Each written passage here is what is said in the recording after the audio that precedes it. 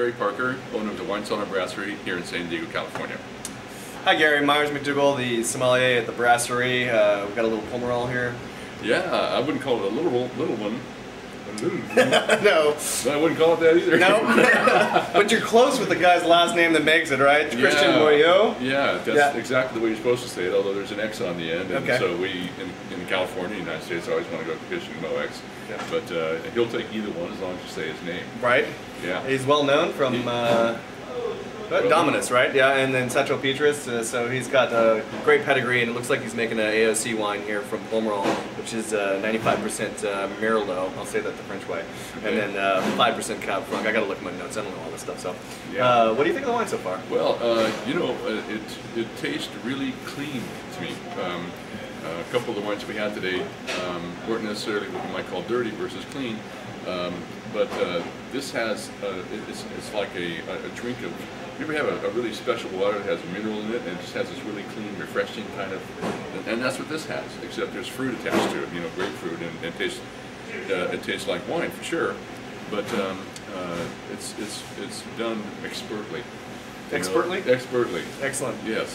So, do you think that's a cause of him making wines that are more available for the American public, or? I think that's exactly it. That he's identified a market, and he's crafted a wine that he can send over to the United States and say, you know, a lot of people don't appreciate the fuzzy or the earthiness or the other elements that might come with the Bordeaux. This tastes more like a wine that would, you know, it's the water, you know, as the commercial goes. This thing is balanced, it's clean, it's elegant. There's not a thing wrong with this wine that I can tell. It's beautiful. What do you get in the nose? What are we smelling there? You know, I'm getting a little bit of smoke and walnuts. Oh wow! You know, and that's kind of just hovering over the fruit, which is still a little bit closed in. This is from the 2005 vintage, which of course is a highly heralded vintage in Bordeaux. The wine is waiting to open up and to be more expressive, and I suspect in another 30 minutes it'll be more enveloping than it is at this moment. So open it a little early before you drink it with your guests, and maybe about 2 hours, you think, or? Yeah, they'd probably do it. But then again, you know, unless your guests are guzzlers, and you know, I have those that come to my place, and you know, it's fun to evaluate a wine as the evening goes on. What are you laughing at? Well, no, I was just thinking of what you told me when I first started working here, and never give it up on a wine. And it kind of is that theory, you know. You don't when you have a wine, you first taste it. It's fun to taste the different tiers to the wine. So it's a great point. You know, a lot of people don't see happening. And you know, if you know you're going to drink a couple of bottles of wine with 6 guests, it's fun to open all the wines and have a taste of them first and see which one's evolving, and let your guests enjoy that as well. Yeah, so a couple of bottles of wine with 6 guests would be 12 wines. Yes. Right? Yeah. Yep. Sounds like my kind of party. So you've got to, you know, and that's part of the fun of getting together and with friends is when you have different kinds of wines, and they change. Yep. You know, if you, it's just it's an excellent little hobby, and it lets you read into people. It's almost like playing golf. Play golf with somebody for 4 hours, 5 hours. You have a pretty good idea of what that person's going to be like at the end of the day. And, depends on how they shot. Yeah, you're right. They could be not so happy. No. Or they can be really happy and open one of their nice Bordeaux for you. But, yeah, so that's when you give them the mulligans. Yeah.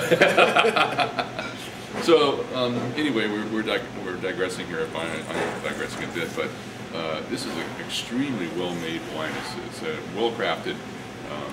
And I think it's got 5 to 10 years to go on it to develop more nuances and more complexity. But if you're a person that appreciates Merlot, this is like a top-notch Merlot. I agree. It's got some wonderful spices in the back palate. I just finished a little sip there, and I got a hint of tobacco, you know, and that always brings me to Bordeaux. A little bit of integrated fruit, a little bit of that herbaceousness. So, fun wine. Yeah, it is really fun. And the palate is clean, it's clear. I keep harping on that point, but it means something to me. And well, it's well said after everything we've been tasting. You know, most of the other wines have had specific that Bordeauxality or that Bordeaux flavor profile to it, and you're right to say that I think this has that Californian appeal as well. So it's good. Kind of Californication. Yes. Like one of those. Yep, I think so. Maybe a bit cleaner. Is this a Californicator?